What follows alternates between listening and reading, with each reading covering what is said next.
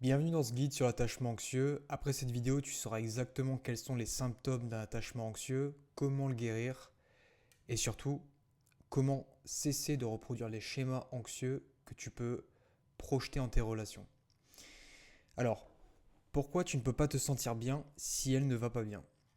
Il y a quelque chose que beaucoup d'hommes vivent sans jamais le formuler. Parce qu'à vrai dire, pour beaucoup d'hommes, c'est aussi une honte. C'est aussi une honte de dépendre d'une femme, c'est une honte de ne pas être indépendant en tant qu'homme et de quelque part avoir une fluctuation de leur émotion par rapport à l'autre. Le problème, c'est que leur état intérieur dépend de l'état de l'autre, de sa partenaire. Si elle va bien, tu vas bien. Si elle s'éloigne, tout s'effondre à l'intérieur. Et tu essayes de cacher ça. Justement, beaucoup d'hommes vont essayer de contrôler euh, ce qu'ils ressentent à l'intérieur, ne vont pas vouloir le montrer, mais tôt ou tard, l'alarme va finir par sonner à l'intérieur. On a beau jouer le mec détaché, on a beau jouer la personne qui est dans le contrôle, parce qu'on sait qu'en séduction et dans les relations, il ne faut pas trop se montrer disponible, etc. Donc tout ça, on le sait. Mais au final, l'intérieur finit toujours par ressortir. L'intérieur finit toujours par dicter la réalité. C'est pas un défaut de caractère, c'est ce que ton système nerveux a appris à faire. Tu n'es pas condamné. Tu n'es pas condamné à répéter ces schémas-là. C'est simplement une façon que tu as appris à un moment donné de ta vie, un mécanisme de protection que tu as développé face à probablement la peur de l'abandon, que tu as aujourd'hui internalisé et gardé à l'âge adulte. Quand tu as un attachement anxieux, ta sécurité intérieure a été externalisée. Ça veut dire quoi?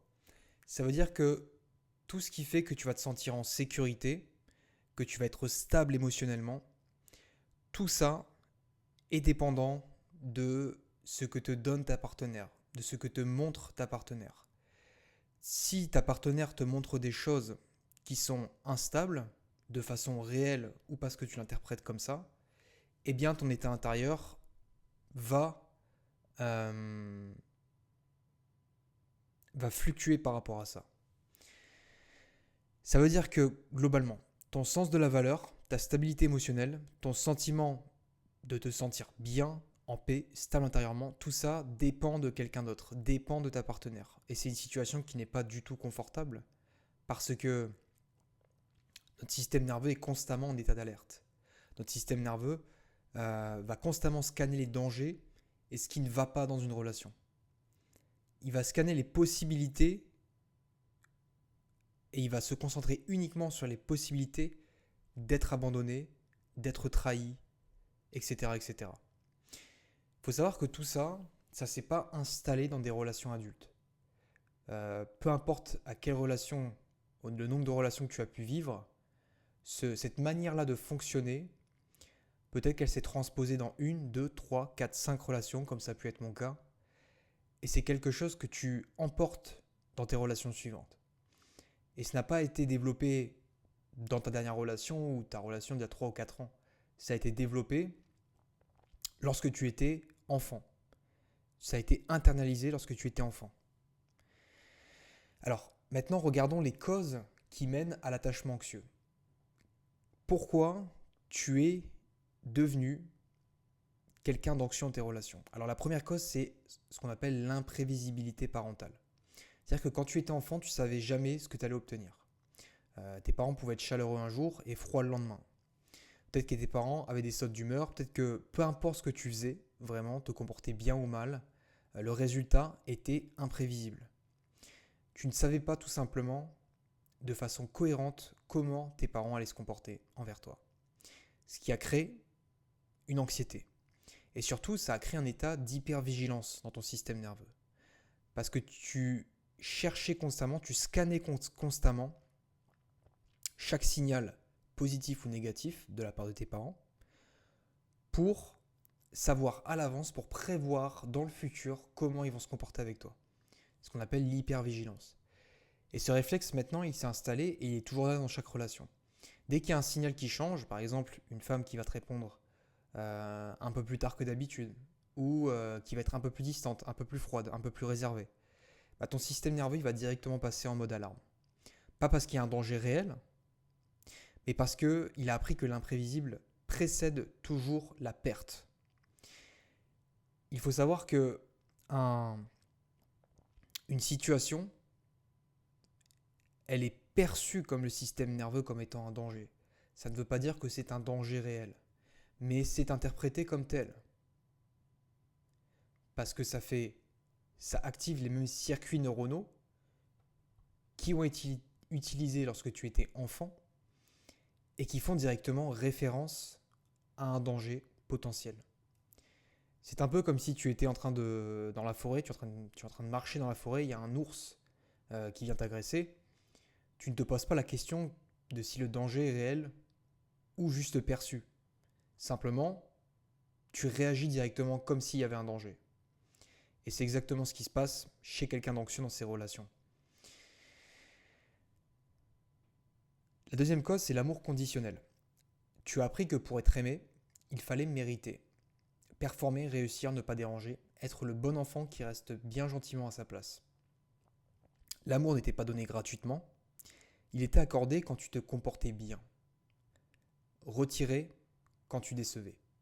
Peut-être que tu ramenais une bonne note à tes parents étaient heureux, te disaient félicitations, étaient fiers de toi, alors que quand tu ramenais des mauvaises notes, tu étais peut-être puni, tu étais... On disait peut-être des choses blessantes. Euh, Globalement, tu as grandi dans cette dynamique de euh, donner et reprendre. Récompense, punition. Et ton système nerveux a enregistré ça comme une vérité fondamentale. L'amour se gagne, il ne se reçoit pas. C'est-à-dire que tu penses qu'il faut mériter l'amour et que pour recevoir cet amour, il faut travailler. Il faut travailler dur, il faut donner beaucoup, il faut le mériter d'une certaine façon. Alors dans tes relations adultes, tu donnes trop, tu fais trop et tu t'oublies. Tu te sacrifies. Et même si tu sais consciemment que tu es en train de donner plus que ta partenaire, eh bien, tu continues quand même parce que c'est ta façon de fonctionner, c'est une croyance profonde qu'il y a en toi que tu dois te sacrifier, donner énormément pour être aimé. Parce que peut-être qu'enfin, à l'issue de tout ça, euh, tu gagneras l'amour de l'autre personne. Tu la mériteras enfin. Et c'est pas par générosité, parce que la générosité se fait toujours depuis une place, depuis un endroit de sécurité interne. La générosité se fait quand tu le fais sans peur. Tu donnes sans peur et tu le fais parce que uniquement par amour. Mais tu le fais depuis un endroit d'abondance. Tu donnes de l'amour parce que toi-même tu es déjà rempli d'amour et il ne te manque rien. À l'inverse, ce système de récompense-punition, de devoir donner trop pour mériter, tu le fais depuis un endroit de peur et de manque. La peur que si tu ne donnes pas assez, l'autre personne va partir. La peur que si tu ne donnes pas assez, tu ne mériteras pas son amour et tu n'auras pas de valeur à ses yeux. La troisième cause, c'est l'absence ou le rejet. Un parent qui n'était pas vraiment là, physiquement ou émotionnellement. Peut-être qu'il promettait d'assister à ton match de foot et qu'il n'arrivait pas. Peut-être qu'il était présent physiquement, mais complètement éteint émotionnellement. Peut-être aussi qu'il y avait une addiction qui le faisait choisir autre chose que toi. C'est aussi quelque chose qu'on voit beaucoup dans les cas de divorce, quand deux parents divorcent et que un des deux parents, ou même les deux, vont rentrer en conflit et laisser de côté un petit peu leur enfant, se battre quelque part pour l'enfant, tout en oubliant les intérêts de l'enfant. Et l'enfant, tout ça, il se sent délaissé, il se sent abandonné. Donc tu as intégré quelque chose de douloureux, c'est que tu peux être mis de côté, que tu ne comptes pas assez pour que quelqu'un reste. Et je sais, c'est douloureux de sentir ça. Et cette conviction, elle se réactive dès que une femme qui compte s'éloigne. Tu revis quelque part l'abandon, le fait d'être mis de côté, que tu as pu vivre dans ton enfance, tu le revis à travers tes relations. Tu le répètes. Et ça déclenche également cette panique, cet état d'alerte dans ton système nerveux. La quatrième cause, c'est la dépendance encouragée par le parent. Certains parents gardent leur enfant proche en créant ce qu'on appelle de la dépendance, de la codépendance, pas toujours consciemment. mais par culpabilité, par fusion, par incapacité à te laisser devenir autonome. Leurs parents ont leurs propres blessures, et très souvent ils n'en sont pas conscients. Et ils vont agir à travers leurs blessures dans l'éducation de leur enfant. Et ils vont maintenir ce contrôle sur leurs enfants parce qu'eux-mêmes obéissent à leur peur, obéissent à certaines craintes que si je laisse mon enfant être autonome, si je laisse mon enfant pleinement se développer de son côté émotionnellement euh, sans moi, eh bien, je vais être abandonné en tant que parent. Et donc, je dois contrôler la vie de mon enfant, je dois contrôler euh, sa vie, je dois faire en sorte qu'il reste auprès de moi. Et je dois faire en sorte de maintenir cette dépendance pour que pour que mon enfant ne m'abandonne pas. Et du coup, c'est ce que tu as appris en grandissant, tu as transféré cette dépendance sur tes partenaires. Tu as besoin qu'ils aillent bien pour aller bien toi-même. Tu as besoin de leur validation pour te sentir légitime. Encore une fois, il y a cette notion importante d'externaliser son bonheur, d'avoir besoin d'une validation extérieure pour se sentir bien, pour se sentir être assez et pour se sentir digne d'être aimé. La cinquième cause, c'est l'intrusion parentale.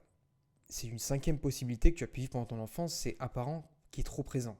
À l'inverse, qui ne te laissait pas prendre de risques, qui lisait ton journal intime, qui te posait des questions sur tout, qui te traitait comme son meilleur ami plutôt que comme son enfant. Donc c'est les relations très fusionnelles entre parents et enfants qui d'apparence sont cool, sont sympas, mais dans les faits qui sont destructrices pour un enfant. Un enfant, il a besoin d'avoir une certaine dose d'autonomie, une certaine dose d'indépendance, de découvrir certaines choses par lui-même. Et encore une fois, il y a ce parent qui va transmettre cette peur à son enfant, qui va établir une relation fusionnelle avec lui, mais non pas depuis l'amour, non pas depuis le partage, mais bien depuis la peur, le contrôle. Et c'est très important aussi de comprendre que c'est toujours l'intention derrière qui est importante. On peut avoir une relation fusionnelle avec son enfant, mais si l'intention derrière est en même temps de participer au développement de cet enfant, de garantir son autonomie, son indépendance, etc., eh bien, on peut toujours avoir une relation fusionnelle. Mais que à partir du moment où c'est fait depuis la peur et le contrôle, eh bien, on crée des traumatismes, des blessures chez l'enfant.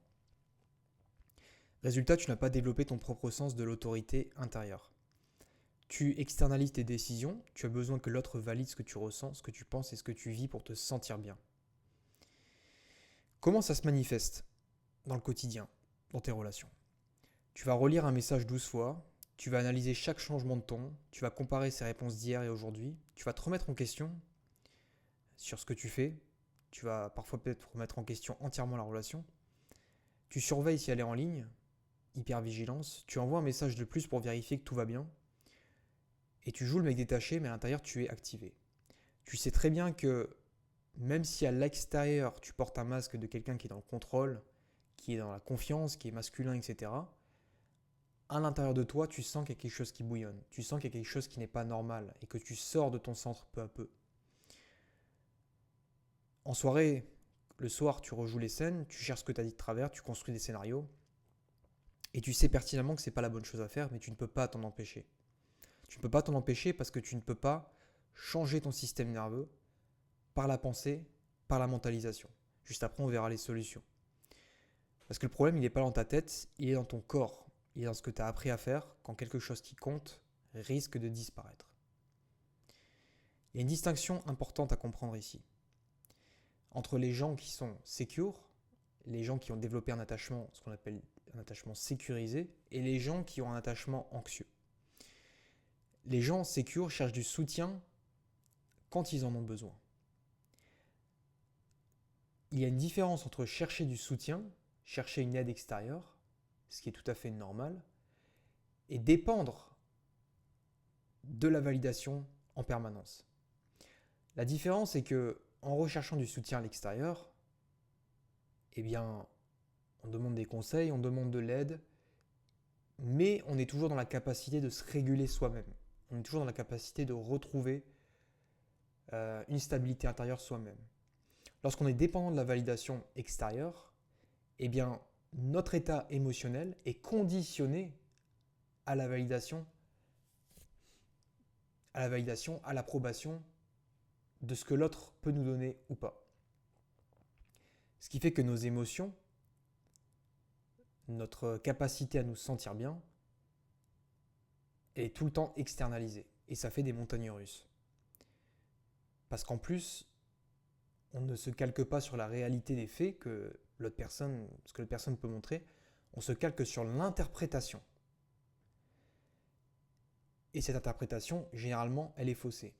Si je vous dis ceci est une bouteille de San Pellegrino, ça c'est un fait. Maintenant, mon système nerveux peut très bien interpréter cette bouteille de San Pellegrino comme étant un danger, comme étant un risque, ou je peux même être dépendant de cette bouteille de San Pellegrino. Et ça, c'est entièrement l'interprétation de mon système nerveux par rapport à des expériences passées et des blessures que j'ai internalisées. Le sécure va dire j'ai besoin d'aide là-dessus, est-ce que tu peux m'écouter? L'anxieux va dire est-ce que tu m'aimes toujours? Est-ce qu'on va bien? Est-ce que tu es sûr? Donc on voit que là où la personne sécure va être dans la communication, dans la recherche de discussion, il n'y a pas vraiment de remise en cause interne. Là où l'anxieux va remettre entièrement sa valeur, son estime de lui, entre les mains de quelqu'un d'autre. À chaque changement d'humeur, etc., est-ce que tu m'aimes toujours? Est-ce qu'on va bien? C'est remise en cause de ma valeur dès qu'il y a un petit changement dans la relation. Alors c'est pas du tout la même chose, il faut bien faire la distinction. Et c'est justement cette distinction qui est au cœur de ce qu'il faut changer. Alors, qu'est-ce qui change vraiment? Comment on peut passer d'un attachement anxieux, passer de quelqu'un qui est anxieux dans ses relations, à quelqu'un qui arrive à se réguler et passer progressivement vers un attachement qui est sécurisé? C'est ce que je fais d'ailleurs avec mes élèves. Alors la première chose, c'est le système nerveux. C'est vraiment la clé de tout, puisque le système nerveux va dicter absolument toutes tes pensées, tes émotions et tes comportements. Quand un événement extérieur se produit, ce qu'on appelle un déclencheur, c'est toujours le système nerveux qui réagit d'abord. C'est toujours le système nerveux qui reçoit l'information, qui interprète, grâce à ce qu'on appelle la neuroception. Et ça va produire une réaction dans le corps, immédiate, en 3 ou 4 secondes. Exemple, je vois qu'une fille prend 3 heures à me répondre. Réaction du système nerveux, menace, risque d'abandon, risque de perte, sensation dans le corps, boule au ventre, pensées qui viennent justifier ça ensuite. Elle prend 3 heures à me répondre, donc elle est en train de s'éloigner, donc je vais la perdre. Et c'est très réel parce qu'on ressent la sensation au niveau de son ventre. Et le cerveau va justifier cette sensation. Et ensuite, il y a l'émotion qui est associée à ça. Peur, stress, anxiété, doute, frustration, etc., etc. Donc le système nerveux, la régulation du système nerveux, c'est la base fondamentale de tout. Et là où ça passe pas par la tête, ça passe par le corps. Quand l'alarme se déclenche, ton système nerveux est déjà en activation avant que tu comprennes pourquoi. Il faut savoir que ce n'est pas conscient, c'est entièrement inconscient dans le système nerveux. C'est comme un programme informatique dans ton ordinateur central. Et la réaction physique, elle arrive en premier, c'est ce que je viens de t'expliquer, la pensée arrive après pour justifier ce que le corps a déjà ressenti. Et c'est pour ça que beaucoup de gens essayent de régler leurs blessures et leurs traumatismes par la mentalisation, en allant chez le thérapeute, etc. C'est bien, c'est une première étape. Mais ce n'est pas ça qui va changer en profondeur ce que tu as appris et enregistré pendant des années. Parce que la blessure, elle est internalisée émotionnellement.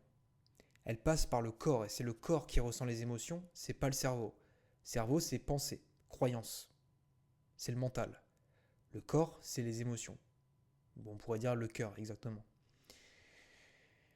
Et donc, en toute logique, c'est en faisant des exercices qui apaisent le système nerveux par le corps qu'on est en mesure de se réguler, ce qui est la clé de tout, j'insiste là-dessus, de se réguler pour ne plus être dans l'anxiété, pour ne plus être dans l'action-réaction. Je ressens, je dois réagir. Je ressens, j'ai du stress. C'est pour ça que se raisonner ne suffit pas, c'est pour ça que comprendre ne change pas, et c'est pour ça aussi que les affirmations positives ne pourront jamais convaincre ton système nerveux. Parce que ton système nerveux, il a 10 ans de sauvegarde derrière lui. Il a 10 ans, il va se dire, tiens, n'oublie pas que si elle s'éloigne, c'est un danger. N'oublie pas que si elle prend du temps à répondre, c'est que tu vas la perdre. Et tu ne peux pas arriver face à ça avec des affirmations positives que tu vas répéter devant le miroir en espérant que ça change. Parce que toi-même, tu n'y crois pas. Il faut apprendre à traverser l'activation par le corps. Je t'explique. À travers la respiration, écoute bien, à travers la respiration, tu vas revivre les émotions que tu as cherché à enfouir depuis des années, des émotions à la racine de cette peur de l'abandon, de l'anxiété dans tes relations, etc. Donc apprendre à utiliser la respiration pour descendre le rythme cardiaque, pour s'apaiser, pour se réguler, ce qu'on appelle des respirations apaisantes, et pour sortir de l'état d'alerte. Pour passer du mode combat-fuite à un état de calme. Donc le mode combat-fuite dans le système nerveux, c'est ce qu'on appelle l'hyperactivation. L'hyperactivation, c'est les modes par défaut combat-fuite. Combat, c'est je perçois un événement comme étant une menace et je dois réagir, je dois me battre pour vaincre cette menace. Fuite, c'est je perçois un événement comme étant une menace et je dois m'isoler, je dois me couper, je dois aller le plus loin possible de la menace. Et ça ne se transcrit pas physiquement tout le temps.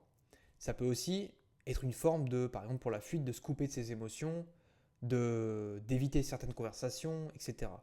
Et le combat, c'est pareil. Ça peut être des réactions de colère, ça peut être des réactions d'énervement, ça peut être des réactions de certaines émotions qui remontent en toi sans vraiment que tu les comprennes. Bref, le but, c'est de passer de tout ça à un état de calme, un état où tu es beaucoup plus régulé. Une inspiration profonde de 2 à 3 secondes et une expiration plus longue que l'inspiration.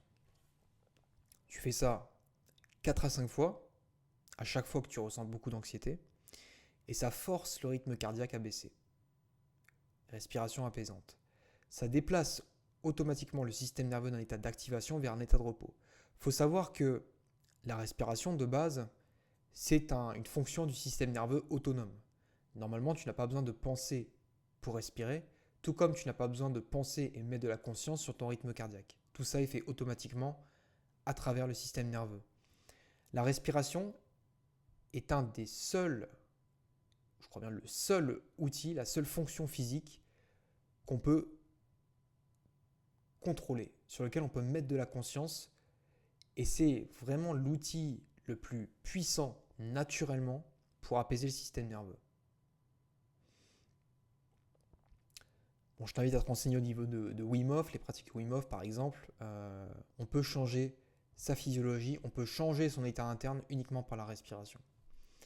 Et plus tu pratiques ça à froid, plus ce réflexe sera disponible quand l'alarme se déclenche vraiment. Il ne s'agit pas de magie ou d'outils magiques. Il s'agit simplement d'apprendre une nouvelle chose à ton système nerveux aujourd'hui à l'âge adulte, lui apprendre qu'il est possible de se réguler par lui-même et que tu n'as pas besoin d'une partenaire pour te réguler. Que tu n'as pas besoin de dépendre de l'extérieur pour te sentir bien et pour te sentir en paix. Et ça, tu peux le faire à travers la respiration. La deuxième chose, c'est exposer progressivement à ce qui fait peur. Alors l'erreur que font la plupart des anxieux, c'est éviter ce qui déclenche l'anxiété. Ne pas avoir de conversation difficile, envoyer le message pour combler le silence, chercher la réassurance pour calmer l'alarme. Encore une fois, ils extériorisent leur régulation du système nerveux à travers des actions qui vont endommager la relation. Chaque fois que tu fais ça, tu renforces l'alarme. C'est-à-dire que chaque action que tu vas mettre en place vont soit aller renforcer la dépendance à l'extérieur, renforcer les circuits neuronaux selon lesquels tu as besoin de quelqu'un pour te réguler, ou bien tu peux aller dans le sens inverse, aller vers ce qui fait peur par petites doses, par de l'exposition, pour apprendre à ton système nerveux, et tu en es capable, je te l'assure, je l'ai fait, apprendre à ton système nerveux que tu peux te réguler par toi-même, que la personne, ta partenaire ou une femme n'est pas ta source de régulation. Alors, ne pas envoyer le message pendant 10 minutes, se retenir, faire des respirations, puis 20 minutes, puis 1 heure. Y aller petit à petit. Observer ce qui se passe dans ton corps sans agir dessus. Plus tu t'exposes, plus ton système nerveux apprend que le danger n'était pas réel. Parce que jusque-là, tu as évolué avec l'idée que certains déclencheurs étaient un vrai danger. Et il faut que tu fasses internaliser par ces pratiques-là ton système nerveux que le danger n'est pas réel. Que tu survis au silence, que tu survis à l'incertitude. Et progressivement, l'alarme devient moins forte. La troisième chose, c'est reconstruire la valeur depuis l'intérieur. Parce que pour la plupart des anxieux, la valeur, elle a été externalisée. Elle dépend des résultats, de ce que les autres pensent. C'est pour ça que probablement, parmi ceux qui me regardent, beaucoup aiment bien performer dans le sport, dans le business, ou même dans la séduction, parce qu'ils ont appris que leur valeur intérieure, leur estime d'eux-mêmes, devait dépendre de l'extérieur. Donc leur valeur dépend des résultats, de ce que les autres pensent, de si elle répond pas, de si elle reste ou pas. Le travail, c'est de reconstruire une source de valeur intérieure. Concrètement, par exemple, chaque soir, noter une chose que tu veux reconnaître en toi, sur tes valeurs. Pas ce sur que tu as accompli à l'extérieur, sur qui tu es là maintenant, dans le moment présent. Je m'aime parce que je suis quelqu'un de discipliné, je m'aime parce que je suis quelqu'un de généreux, d'aimant, naturel, etc. Notez ces valeurs-là chaque jour. Et toujours suivre d'une explication. C'est important parce que ça te fait ressentir. C'est important de ne pas en rester à la pensée, mais de ressentir l'émotion attachée à la pensée. Parce que c'est ça qui réécrit tout. Et répéter ça sur des semaines, ça commence à créer une nouvelle équation dans le corps. La quatrième chose qui est également très importante, qui est même essentielle, les 4 choses sont essentielles, c'est détacher ta valeur du regard de l'autre. Carl Jung, tu ne peux pas guérir ce dont tu ne peux pas te séparer. Tant que ta valeur dépend, tant qu'il y a une dépendance à l'autre, à l'extérieur, de si elle répond ou pas, de si elle reste ou pas, chaque relation sera toujours une source d'anxiété. Pas une source de vie, pas une source de joie, pas une source de je suis dans le moment présent et je construis qu'une partenaire. Il y aura toujours une dépendance, un attachement à la partenaire. Alors, peut-être qu'on t'a fait croire que le détachement, ça voulait dire s'en foutre, rien ressentir. Ça ne veut pas dire ça. Ça veut dire créer un espace entre le signal, le déclencheur, et la réaction. Ça veut dire ne plus créer un maximum de temps et de régulation entre le moment où tu as envie de faire quelque chose mais que tu sais que c'est pas bon pour la relation et le moment où effectivement tu le fais. Et peut-être qu'au début tu vas continuer à craquer et tu vas encore le faire. Mais au fur et à mesure, si tu mets de la conscience et que tu mets de la pratique là-dessus, ce temps va s'élargir et au bout d'un moment, tu ne le feras plus. Et tu arrêteras de craquer. Ce qui est important, c'est observer l'envie sans y céder. Et dans cet espace, apprendre à te valider toi-même. Apprendre à être fier des petites choses que tu fais. Dans cette démarche-là précisément. Tu as envie d'envoyer un message, tu sais qu'il ne faut pas renvoyer un message, tu sais qu'il ne faut pas transposer cette anxiété. Plus tu mets de la conscience sur cette anxiété, plus tu as une capacité à mettre de l'espace, à créer un espace entre je ressens et j'agis. Pour finir, l'anxieux n'a pas besoin d'apprendre à faire confiance aux autres. Il a besoin de développer une vraie estime de lui-même. Il a besoin d'apprendre à se faire confiance à lui-même. L'arme la plus puissante, retiens bien ça, de l'anxieux, c'est la foi. La foi en lui-même. Et pour ça, il faut qu'il se recentre sur lui. Il faut qu'il, à travers certaines pratiques, se fasse comprendre qu'il est capable. de se réguler lui-même, qu'il n'a pas besoin des autres. Il a besoin de développer son indépendance. Contrairement à l'évitant, qui lui a besoin de développer un peu plus sa dépendance. Parce que l'évitant est hyper indépendant. Mais c'est un autre sujet. Donc l'anxieux, il n'a pas un problème de confiance aux autres, il a un problème de confiance en lui-même. Il faut qu'il arrête de rattacher sa valeur, sa confiance, son estime à l'extérieur. Et pour ça, il doit apprendre à se réguler, à se valider et à se sécuriser de l'intérieur. Et c'est ça la clé, vraiment, la clé fondamentale pour passer de anxieux à sécure dans tes relations. C'est pas l'absence d'émotions, c'est la capacité à ressentir, à observer et à traverser les émotions sans pour autant qu'elles décident à ta place. Voilà. Si tu veux travailler avec moi un peu plus en profondeur là-dessus, je t'invite à réserver un appel, une session de reconstruction, le lien est dans la bio. Ou tu peux également faire le quiz gratuit, 3 minutes pour comprendre ce qui pilote vraiment tes relations, que je mettrai également dans la bio pour en savoir un peu plus, aller un peu plus loin sur cet attachement anxieux, les racines de cet attachement anxieux et comment tu peux aller plus loin dans la guérison de ces schémas. Je te dis à bientôt, c'était Hugo.